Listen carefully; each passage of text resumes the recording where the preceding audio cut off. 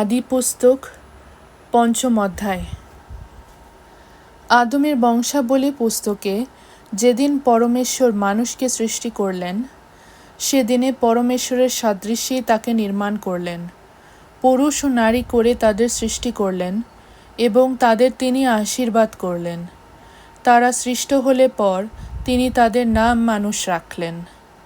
পরে আদম 130 বছর বয়সে নিজের সাদৃশ্যে নিজের প্রতিমূর্তি অনুসারে একটি পুত্র সন্তানের পিতা হয়ে তার নাম সেথ রাখলেন। সেথের পিতা হওয়ার পর আদম 800 বছর বেঁচে থেকে আরও পুত্র কন্যাদের পিতা হলেন।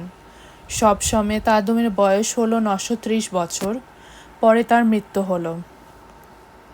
সেথ 105 বছর বয়সে এনোশের পিতা হলেন।